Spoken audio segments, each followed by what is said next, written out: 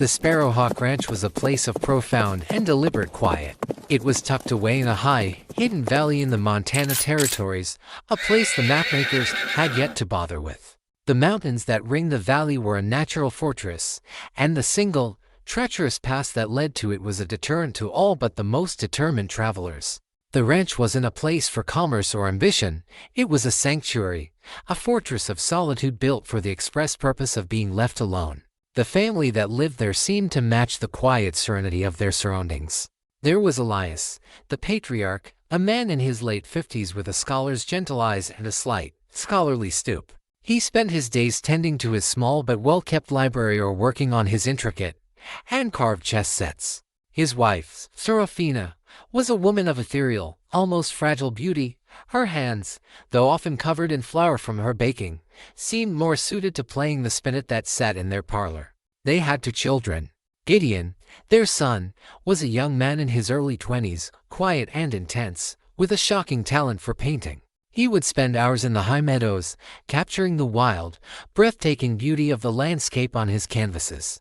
And then there was Clara, their daughter, barely 18, a creature of light and air, who seemed to have a mystical connection with the ranch's horses. Her gentle whispers calming even the most spirited of mustangs. To any outside observer, they were a family of artists and dreamers, gentle souls who had sought refuge from the harshness of the world in their own private Eden. But a closer look would have revealed a series of subtle, jarring contradictions. Elias, for all his scholarly air, moved with a silent, nerving grace, and his hands, for all their delicate carving, bore the faded, silvery scars of old knife wounds. Serafina's gentle, baking hands could strip and clean a rifle with a blindfolded, mechanical efficiency. Gideon, the sensitive artist, had the eyes of a hawk, a gaze that seemed to see not just the beauty of the landscape, but every potential point of ambush within it. And Clara, the horse-whispering girl, could ride like a Comanche warrior and throw a knife with a speed and an accuracy that was nothing short of supernatural. They were not the Callaways. They were the Order of the Sparrowhawk, and 15 years ago, they had been the most legendary and most feared team of government assassins in the Old West. Elias had been the scholar, the master strategist and knife fighter, a man who could dismantle a criminal organization with a whisper and a blade. Serafina had been the nightingale, a mistress of disguise and poisons, a woman who could move through the highest echelons of society, a beautiful, deadly specter. Gideon, even as a boy, had been the ghost, prodigy of stealth and reconnaissance, an artist whose canvas was the art of the unseen. And Clara, trained from the cradle, was their secret weapon, the innocent-looking girl who could get close to any target, her youthful charm a perfect disguise for her deadly skills. They had worked in the shadows, cleaning up the messes the official law could not, their actions sanctioned by a secret, high-level government directive. They had toppled corrupt senators, eliminated foreign spies, and dismantled entire outlaw empires. And then, one day, they had simply vanished. A final, bloody job in New Orleans had gone wrong, had cost them too much, and they had walked away, disappearing from the world, trading their life of secrets and death for a quiet, anonymous peace. The peace was shattered on a Tuesday afternoon. The men who rode into their valley were a new kind of vermin, a pack of scavengers led by a man named Luther Bragg. Bragg was a petty tyrant who had been squeezed out of the more civilized territories and had come to this remote corner of Montana to carve out his own brutal kingdom. He and his gang of a dozen hard-faced thugs had been terrorizing the few, scattered homesteads in the region, and they had finally found their way to the hidden valley of the Sparrowhawk Ranch. They saw what any outsider would see, a prosperous-looking, isolated ranch, seemingly defended by a soft-looking old man, a fragile woman, and 2 artistic children. An easy target. Elias saw them coming from his library window. He had been watching them for 2 days, a small cloud of dust on the horizon that was moving too deliberately to be the wind. He felt a cold, familiar dread, a feeling he had not experienced in 15 long years. "They are here," he said, his voice calm, but with an underlying edge of steel. Serafina, who was kneading dough in the kitchen, did not even look up. "How many?" she asked, her voice as light and as pleasant as if she were asking about the weather. 13, Elias replied. She simply nodded, her hands continuing their rhythmic work on the dough. Gideon is in the high pasture. Clara is in the stables. I will call them. She walked to the back door and rang a large iron bell. Its clear, resonant tone echoing through the valley. It was not a dinner bell. It was a signal, one they had not used since the day they had decided to become the Calloways. It was a signal that meant the sanctuary had been breached. The world of death they had tried to outrun had finally found them. The ringing of the iron bell was a sound that shattered the valley's peaceful illusion. To an outsider, it was a simple call to dinner. To the four inhabitants of the Sparrowhawk Ranch, it was a declaration of war. In the high pasture, Gideon was at his easel, his brush capturing the deep, purple shadows of the mountains. When the first, clear note of the bell reached him, he did not startle. He simply set his brush down, his movements deliberate and unhurried. The sensitive artist, the young man who saw the world in color and light, receded. In his place was the ghost. His eyes, which a moment before had been appreciating the beauty of the landscape, were now scanning it for its tactical advantages. He saw the game trails, the hidden ravines, the places where a man could move unseen. He folded his easel and packed his paints not with the care of an artist, but with the efficient speed of a soldier breaking camp. He did not head directly for the ranch house. He began to move along the high ridges, a silent, swift-moving figure, circling around to come in on the intruders from above and behind. His job was not to join the fight, but to become its unseen, all-knowing eye. In the stables, Clara was grooming a magnificent, jet-black stallion, her gentle whispers a soothing murmur in the quiet, hay-scented air. At the sound of the bell, her hands stilled. The light in her eyes, the innocent, youthful glow, was extinguished, replaced by a cold, hard, and ancient light. She was no longer just a girl who loved horses. She was a weapon, and she had just been armed. She did not run for the house. She moved to the back of the stable, to a large, locked trunk. She opened it, the key a simple, familiar thing she wore on a leather thong round her neck. The trunk did not contain saddles and bridles. It contained an arsenal. She strapped a slim, perfectly balanced throwing knife to each of her boots. She slipped a small, pearl-handled derringer into a hidden pocket of her riding skirt. Finally, she took out a long, beautifully crafted bow and a quiver of black-fletched arrows. She was not a girl anymore. She was an angel of death. Back at the ranch house, the transformation was just as swift, and just as absolute. Elias went not to a gun rack, but to the large, ornate chess table that was the centerpiece of his library. He slid the marble top to one side, revealing a hidden, felt-lined compartment. Inside, nestled in custom-cut slots, were his tools. A matched pair of long, wicked-looking Spanish fighting knives, their hilts wrapped in worn leather. A garrote wire with polished wooden handles. A set of perfectly balanced throwing knives, identical to Clara's. He was the scholar, and his final, deadly thesis was about to be written.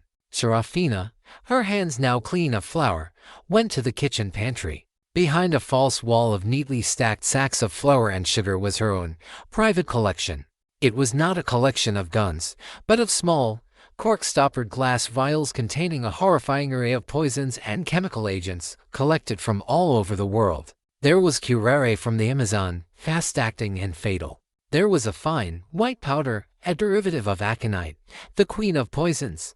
And there were other, more subtle tools, a small, hollow needle disguised as a brooch, a set of lockpicks, a tiny, single-shot pistol that was no larger than her thumb. She was the nightingale, and she was about to sing a lullaby of death. By the time Luther Bragg and his dozen thugs rode into the main yard of the ranch, the Calloway family was gone. In their place was the Order of the Sparrowhawk, and they were ready for battle. Bragg, a big, beefy man with a brutal, stupid face and a profound sense of his own invincibility, dismounted and swaggered towards the front porch. He saw the half-finished chess game in the library, the still-warm oven in the kitchen, the open book left on the porch swing. It was a picture of a hasty, panicked flight. "Looks like they ran," he boomed, a loud, ugly laugh erupting from his chest. "Cowards! Round up the stock," he ordered his men, "and search the house. They must have valuables stashed somewhere. We'll burn it to the ground when we're done." His men, a motley collection of hard-faced drifters and brutish thugs, fanned out, their movements arrogant and careless. They were wolves who had found a pen of unattended sheep. They had no idea that they were the sheep, and they had just walked into a slaughterhouse.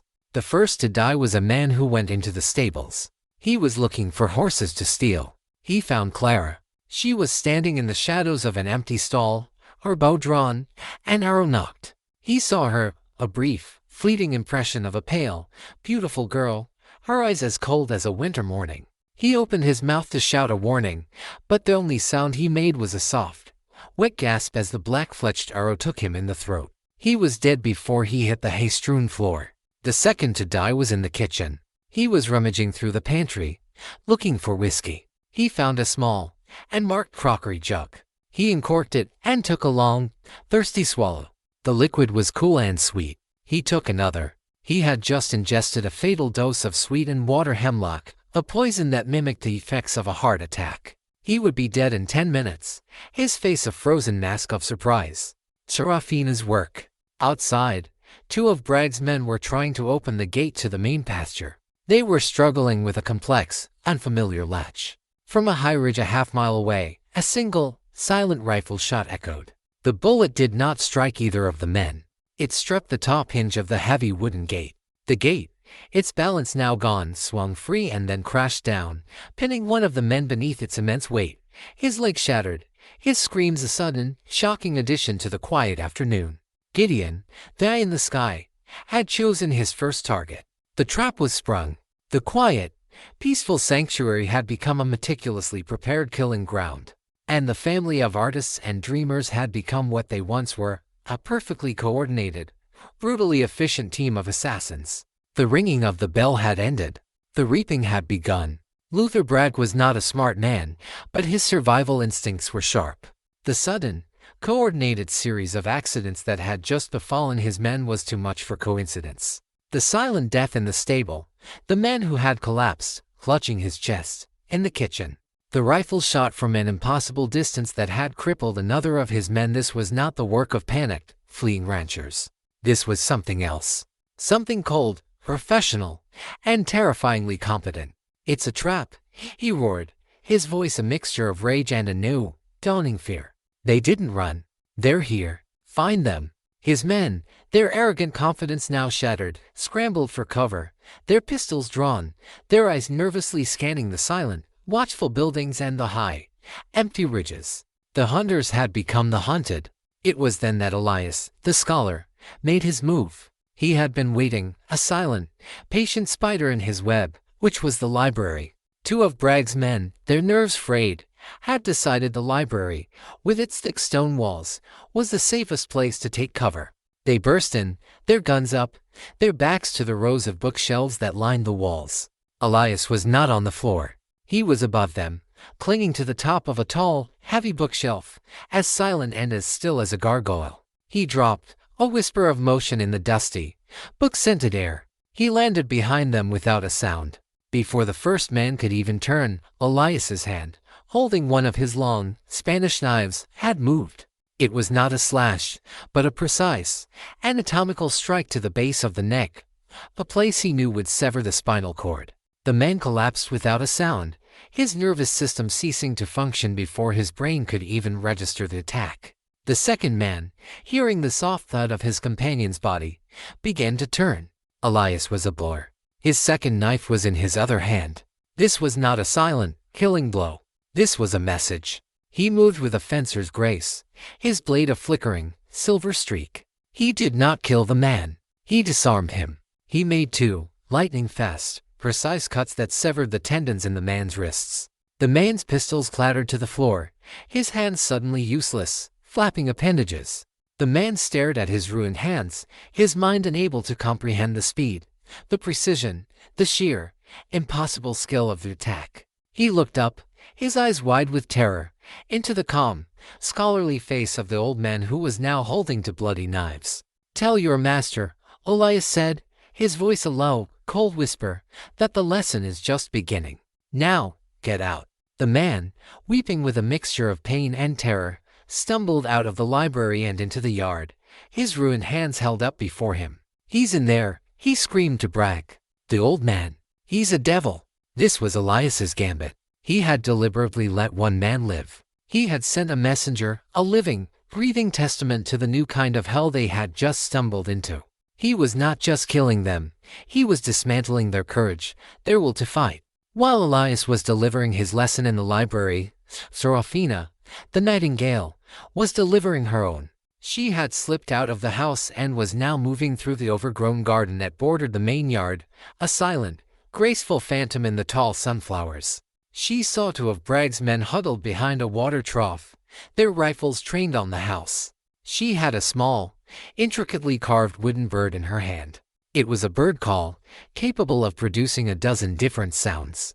She put it to her lips and produced the sharp, chattering, alarm call of a blue jay. The two men, their nerves already on a razor's edge, flinched and turned towards the sound.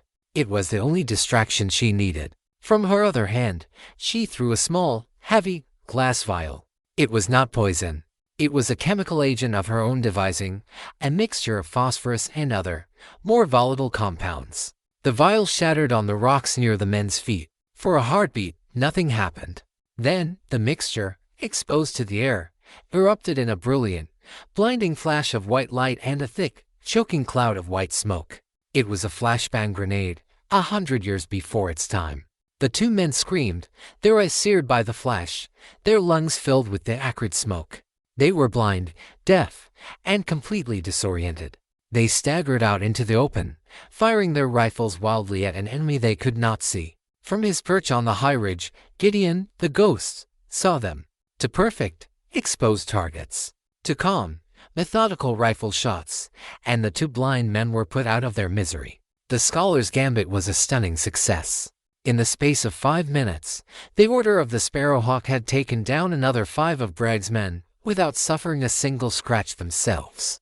They had used stealth, precision chemistry, and psychology. They had turned the ranch into a perfectly orchestrated death trap. Luther Bragg stood in the center of his dwindling, terrified army, his brutish, simple mind struggling to comprehend the nature of the enemy he was facing. These were not ranchers. They were not farmers. They were a team of professional, highly trained, and utterly ruthless killers. He had not stumbled into a sheep pen. He had kicked open the door to a nest of vipers, and the poison was now coursing through the veins of his entire operation. The battle for the Sparrowhawk Ranch now devolved into a lethal game of cat and mouse. Bragg and his remaining 7 men were no longer on the attack. They were in a desperate, defensive crouch, scattered around the ranch yard, using the flimsy cover of wagons and water troughs, their eyes constantly scanning the silent, watchful buildings and the high, empty ridges. They were terrified. They had no idea where the next attack would come from, or what form it would take. High on the northern ridge, Gideon lay perfectly still, his long-range Sharps rifle resting on a bed of pine needles. His vantage point gave him a godlike view of the entire battlefield. He was the eye of the storm, the artist whose canvas was now the chaos below. He was not just a sniper. He was the team's strategist, their battlefield controller. His father had taught him the art of war as other fathers taught their sons to fish. He understood the geometry of a gunfight, the psychology of a cornered man. He saw Bragg, a large, stationary target, trying to rally his men from behind the main corral. He could have taken him out. A single, clean shot from this distance would have been easy for him. But that was not the plan. The plan, as his father had always taught him, was not just to kill the snake, but to dismantle it, to understand its every move, and to use its own venom against it. To kill Bragg now would be to end the fight, but it would not end the lesson. So Gideon chose his targets with a painter's meticulous care. He was not just shooting to kill. He was hurting them. He saw 2 of Bragg's men trying to make a break for the cover of the stables, where Clara had already dealt with their scout. He did not aim for the men. He aimed for the ground in front of them, a hand's breadth from their feet. The big .50 caliber slug from the Sharps kicked up a geyser of dust and rock fragments, a terrifying, near miss that sent the men scrambling back to their previous, inadequate cover. He was controlling their movement, forcing them to stay in the killing box his family had prepared. His next shot was a masterpiece of psychological warfare. He saw one of the men, his nerve completely broken, make a desperate, lone run for the pass, for escape.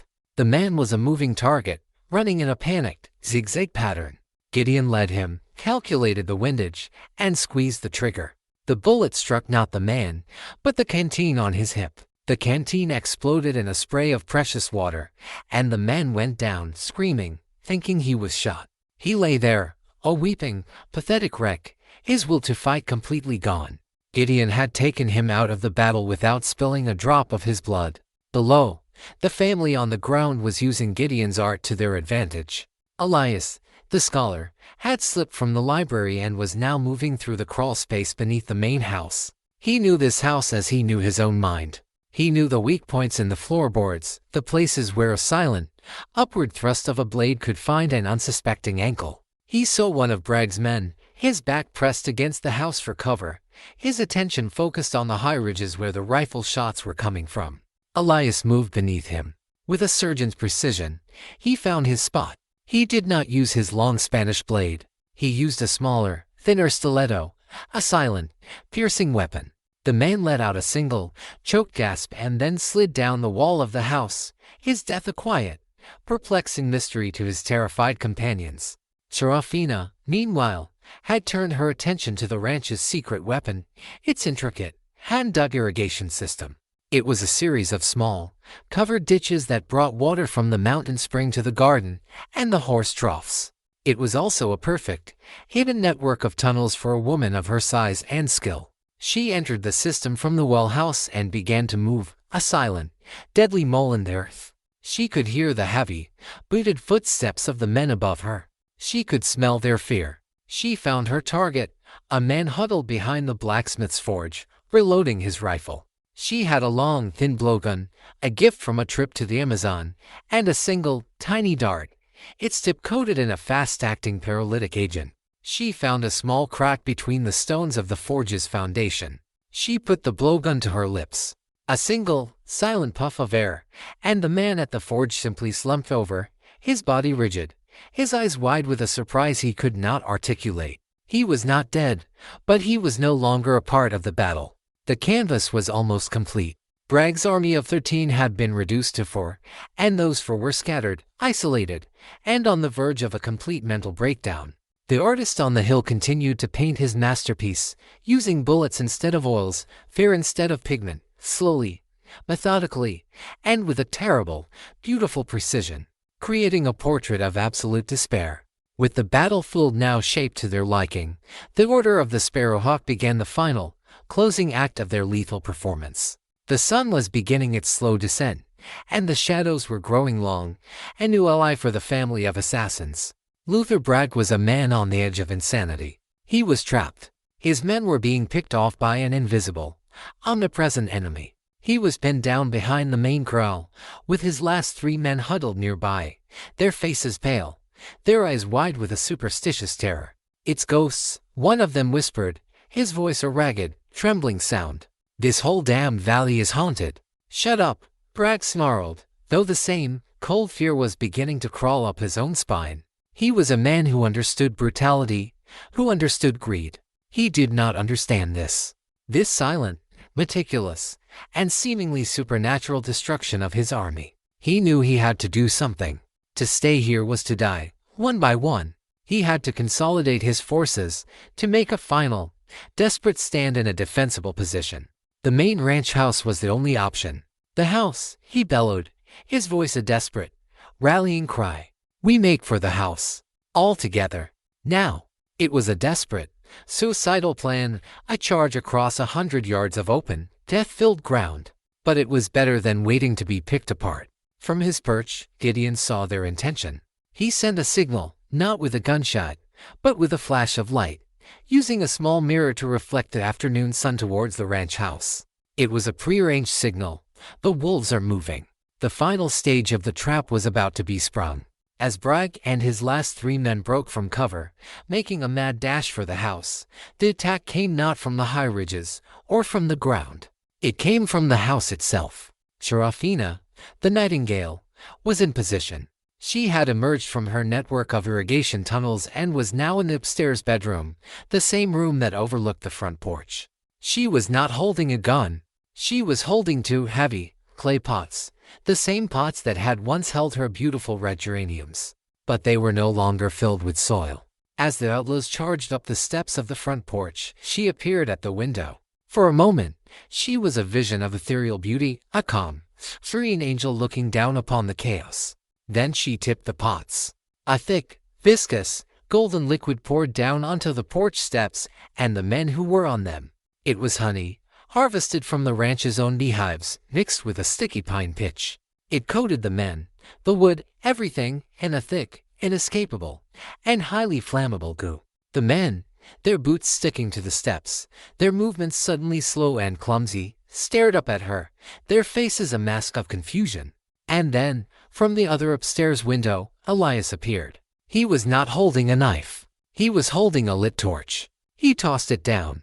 The porch erupted in a whoosh of flame, a sudden, horrifying inferno that turned the front of the house into a wall of fire. The sticky mixture of honey and pitch became a kind of liquid napalm, clinging to the men, turning them into living torches. Their screams were a brief, terrible, and final addition to the sounds of the battle. Luther Bragg, who had been at the rear of the charge, had escaped the worst of the fire, but he was trapped. The front of the house was an impassable wall of flame. His last 3 men were gone. He was alone. He turned to run, to escape back into the yard, but now a new threat appeared. Clara. She emerged from the stables, a silent, avenging angel, her black stallion moving with a silent, impossible grace. She did not have her bow. She was holding a long, leather bullwhip, a tool she used to train her horses. In her hands, it was a weapon. She rode towards Bragg, her face a mask of cold, beautiful fury. The whip cracked, a sound as sharp and as final as a gunshot. It wrapped around Bragg's rifle, ripping it from his hands. Another crack, and it wrapped around his gun hand, the lash tearing the pistol from his grasp. He was disarmed, defeated, at the mercy of a teenage girl who was now circling him on her great, black horse like a Valkyria choosing the slain. The nightingale had sung her fiery, terrible song. The last of Bragg's army was gone, and the master of the Sparrowhawk Ranch, the man who had started this bloody day, was now alone, facing the youngest, and perhaps the most terrifying, of the assassins he had so foolishly provoked. Luther Bragg was a cornered animal. Disarmed and defeated, he stood alone in the ranch yard, the burning porch of the house at his back, the bodies of his men scattered around him, and the silent, avenging girl on the black stallion circling him like a hawk. His brutish, simple world of violence and intimidation had been turned upside down. He was facing a kind of enemy he couldn't comprehend, a family of quiet, artistic devils who fought with a skill and a ruthlessness that defied all reason. He stared at Clara, at her pale, beautiful face, at the cold, ancient light in her eyes. He saw no fear, no hesitation. He only saw profound, and deeply unsettling, calm. "What are you?" he rasped, his voice a dry, terrified whisper. Clara didn't answer. She just continued to circle him, the bullwhip held coiled and ready in her hand. From the high ridge, Gideon watched, his rifle held ready, but he did not fire. This was Clara's fight, her moment. From the now gutted front of the house, Elias and Serafina emerged, their faces smudged with soot, their expressions grim. They just stood and watched. Bragg, his mind finally snapping under the pressure, let out a wild, desperate roar and charged at Clara, his big, empty hands reaching for her horse, for anything. The whip moved, a blur of motion in the afternoon light. It did not strike him. It struck the ground at his feet, the crack of it as loud as a pistol shot, kicking up a spray of dust and pebbles that stung his face. He stumbled back, a new, more profound fear in his eyes. He was completely, utterly at her mercy. It was then that Elias finally spoke, his voice a calm, commanding presence that cut through the tense silence. "That's enough, Clara." Clara pulled her horse to a halt, the stallion still snorting and stamping, sensing its rider's coiled, lethal energy. She looked at her father, a silent, questioning look in her eyes. Elias walked forward, his Spanish knives now back in his hands. He came to stand before the terrified, broken outlaw leader. Serafina followed, a silent, graceful shadow at his side. "You came to our home," Elias said, his voice a low, cold, and utterly emotionless whisper. "You came to steal, and to kill. You brought the world of blood and fear to a place of peace. And for that, there is a debt to be paid." He was not going to kill Bragg. Not here. Not like this. That was not their way. Their way was a thing of contracts, of assignments, of a cold, professional detachment. This was personal. And it required a different kind of justice. You are a man who built his empire on the fear of others, Elias continued, his voice a mesmerizing, terrifying cadence. You are a man who preys on the weak. So we are going to give you a taste of your own medicine. We are going to let you live. But you will live with fear. You will live as the hunted. He made a small, almost imperceptible gesture with his knife. It was a signal. From the high ridge, Gideon fired his sharps. The bullet did not strike Bragg. It struck the large, iron bell at the back of the house, the same bell Serafina had rung to signal the beginning of the battle. The bell let out a single deep, resonant, and mournful bong, a sound that seemed to be a death knell. That bell, Elias said, his voice dropping even lower, is the sound of your new life. You will leave this valley. You will not come back. You will tell no one of what you have seen here. Because if you do, if we ever hear your name again, you will hear that bell. You may be 1,000 miles away, in a crowded saloon, in the arms of a woman, but you will hear that bell. And you will know that we are coming for you. And the next time we come, we will not be merciful. He then used his knife, not to kill, but to mark. A single, swift, precise cut that left a thin, stylized image of a hawk on Bragg's cheek. A brand. The mark of the sparrowhawk. Now go, Elias said, his voice a final, dismissive whisper. Luther Bragg, a man who had terrorized a territory, did not need to be told twice. He turned and ran, a clumsy, stumbling, pathetic flight. He ran past the bodies of his men, past the burning ruin of the ranch house porch, and out into the vast, empty wilderness. He ran with a new, all-consuming terror in his heart, the sound of a single, tolling bell echoing in his soul. The debt of blood had not been paid in kind. It had been paid with something far more cruel, and far more lasting, a lifetime of fear. In the aftermath of the battle, a profound and heavy quiet settled over the Sparrowhawk Ranch.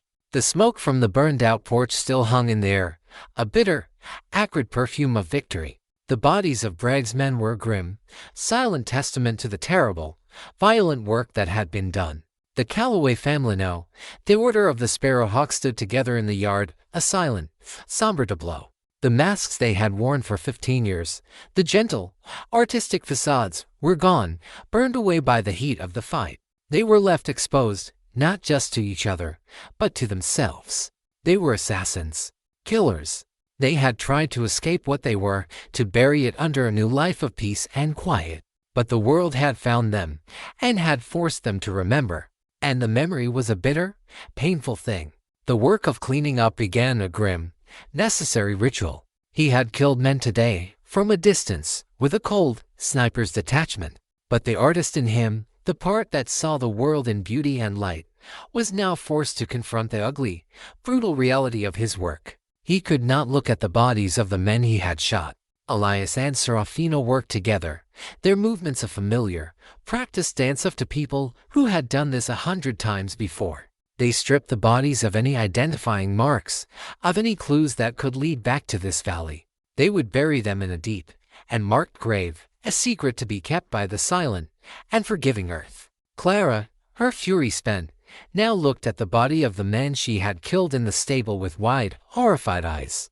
The cold, hard killer had receded, leaving behind a young, 18-year-old girl who had just taken a human life. She began to shake, a deep, uncontrollable tremor, and it was her mother, Serafina, who came to her, wrapping her in her arms, a silent, comforting presence in the face of a trauma that needed no words. They had won.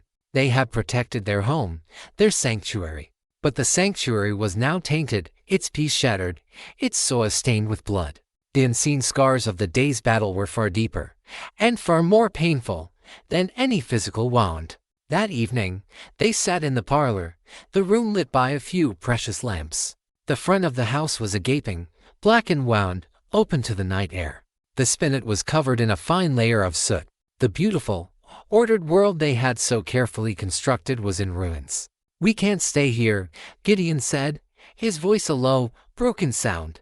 He was staring at his hands, as if he could still see the blood on them. "They'll send more men. The law will come, asking questions. We're exposed. The boy is right, Elias said, his voice weary beyond measure. He had not realized how heavy the burden of peace had been until he had been forced to pick up the burden of violence again. Our quiet life is over. The ghosts are awake. A deep, profound despair settled over the room. They had fought so hard, had killed so many, only to lose the very thing they were fighting for. It was Serafina, the quiet, steady heart of their family, who spoke next. Her voice was not one of despair. It was a voice of quiet and yielding strength. "We are not the Calloways anymore," she said, her gaze moving from face to face. "That was a dream. A beautiful dream, but it is over. We are the Order of the Sparrowhawk. It is who we are. It is in our blood, in our bones. We cannot escape it. So, we must embrace it." She stood and walked to the window, looking out at the vast, star-dusted darkness. "We will not run," she said, her voice ringing with a new, powerful conviction. "This is our home. We chose it. We fought for it. We bled for it. And we will keep it." "How?" Gideon asked, his voice filled with a hopeless exhaustion. "We will do what we have always done," Serafina replied. "We will adapt. We will become ghosts again. We will fortify this valley. We will use our skills not to run from the world, but to keep the world at bay. This will not just be our sanctuary. It will be our fortress. And any who are foolish enough to try and take it from us will find only a swift and silent death waiting for them." Her words were a fire in the darkness, a spark of the old, indomitable spirit that had made them legends. She was reminding them not of what they had lost, but of what they were.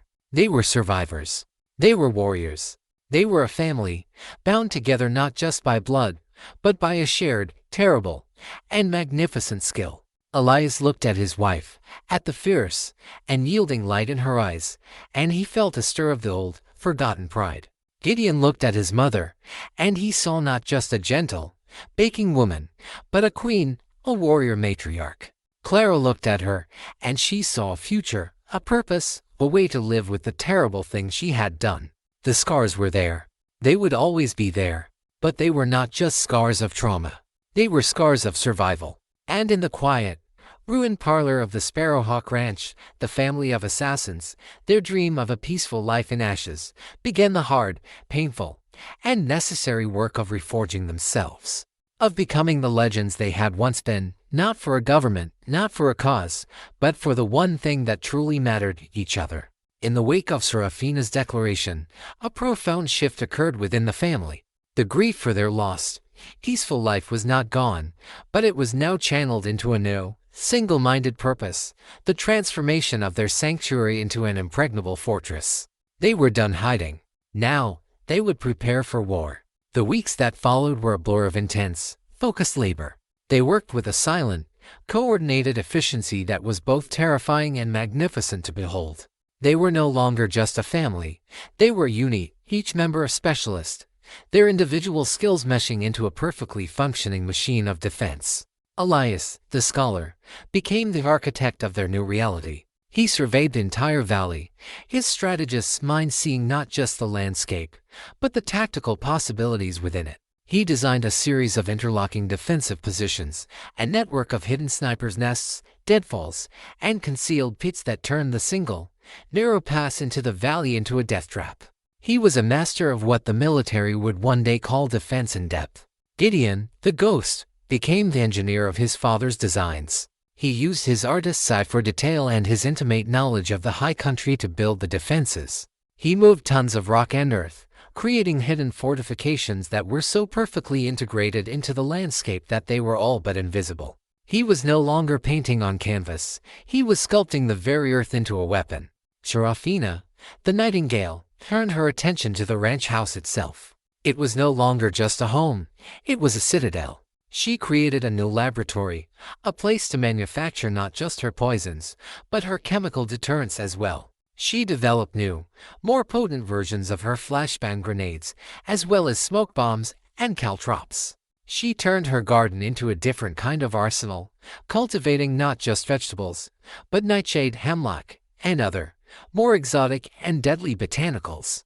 Clara, the youngest, found her own unique role. She was the scout, the early warning system.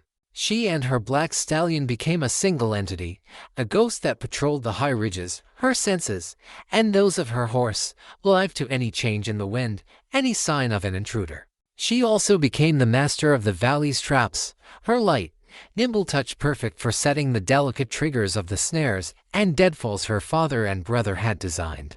They worked from sunup to sundown, their shared purpose a powerful, healing balm. In the hard, physical labor, they found a way to process the trauma of the attack. In the creation of their fortress, they found a way to reclaim their sense of control, their sense of safety. They also trained. Every evening, as the sun set, they would gather in the yard and practice. Elias would train Gideon and Clara in the deadly art of knife fighting, their movements a swift, silent, and beautiful dance of death. Serafina would teach them the subtle art of disguise, of silent movement, of how to kill with a touch.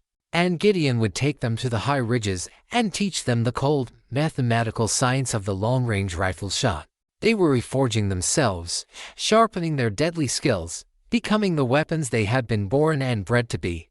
The soft, gentle Calloways were a fading memory, a dream of a life that could no longer be. In their place, the Order of the Sparrowhawk was being reborn, harder, colder, and more dangerous than ever before.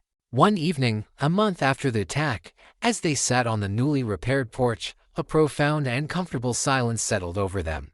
They were no longer haunted by what had happened. They were prepared for it. They will come back, won't they? Clara asked, her voice a quiet, calm statement of fact. She was no longer the innocent girl. She was a soldier, and she needed to know her enemy. Yes, Elias replied, his voice a low, steady rumble. Brad will not talk. He is too terrified, but the world is a small place. Sooner or later, someone else will find their way here. Someone greedy, someone desperate, someone foolish, and we will be ready for them. Serafina finished, her voice a soft, silken promise of retribution. They had found a new kind of peace. It was not the gentle, passive peace of their sanctuary. It was a harder, more vigilant peace. The peace of the warrior who was prepared for battle. They had accepted who they were. They were assassins. And this valley, this fortress of solitude, was their home, their kingdom, and the sacred ground they would defend, with their lives and with their terrible, magnificent skills, against any and all who were foolish enough to trespass. The quiet life was over. The long vigil had begun. The first test of their new, fortified reality came not in the form of outlaws, but in the form of the law. 2 months after the battle, a lone rider was spotted by Clara from her high lookout post. It was not a drifter. He rode a fine horse, sat a straight-backed, military-style saddle, and wore the unmistakable duster of a U.S. Marshal. The alarm was sounded, not with the iron bell, but with a series of silent, prearranged signals. The family melted into their defensive positions. The valley became a quiet, watchful, and deadly trap. The marshal, a man named Jonathan Pike, was no fool. He was a veteran lawman, with a reputation for being as relentless as he was observant. He rode into the valley with a cautious, wary air, his hand never far from the butt of his pistol. He could feel it. The silence was too profound. The valley was watching him. He rode up to the ranch house and dismounted. The place looked different. The new and painted wood of the repaired porch stood out against the weathered logs of the house. The windows had sturdy, new-looking shutters. The whole place had a hard, fortified feel to it. Elias met him on the porch. He was the scholar again, a gentle, slightly stooped man in a simple work shirt. "Can I help you, Marshal?" he asked, his voice calm and welcoming. "Pike," the marshal said, his eyes scanning Elias, the house, the surrounding terrain. "I'm looking for a man. Luther Brack. Him and his whole gang. They just vanished. About 2 months back. Their trail went cold right at the mouth of this valley." "Bragg," Elias said, his brow furrowed in a look of mild, scholarly confusion. "Can't say I know the name. We keep to ourselves out here, Marshal. Don't get much news of the outside world." Pike's gaze was sharp, penetrating. He had heard the whispers, the vague, terrified rumors from a single, broken outlaw who had been found wandering in the desert, a strange hawk-like brand on his cheek, his mind shattered, babbling about a family of ghosts. "That's a new porch," Pike stated, his voice flat. "Yes," Elias replied with a gentle smile. "We had a small fire. A stray spark from the forge. Frightful business. But we managed to save the house. Pike walked to the edge of the porch and looked at the ground.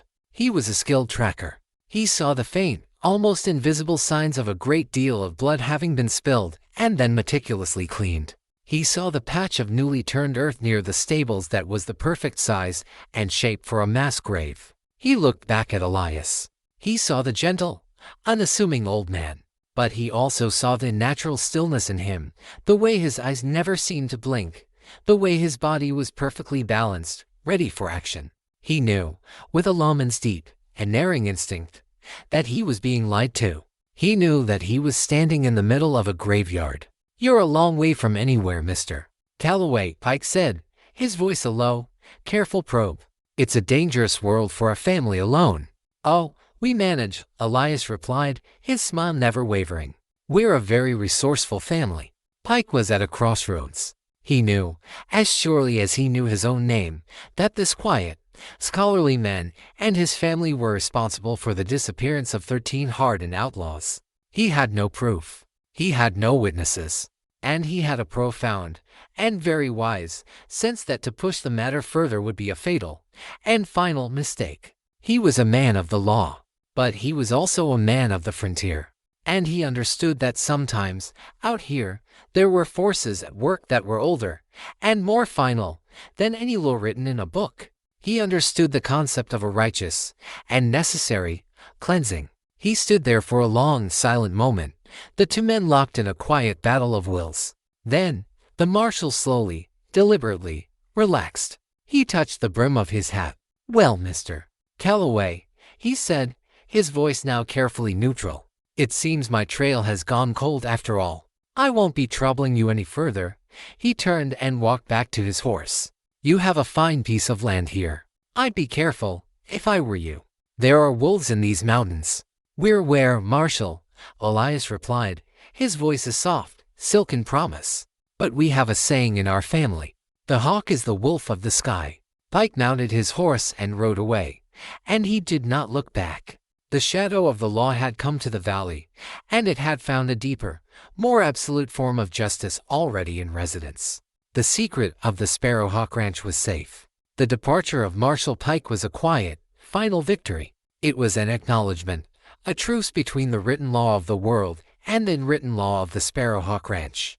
They had been tested, and they had endured. Their fortress was complete. Their secret was secure. In the years that followed, the legend of the haunted valley grew.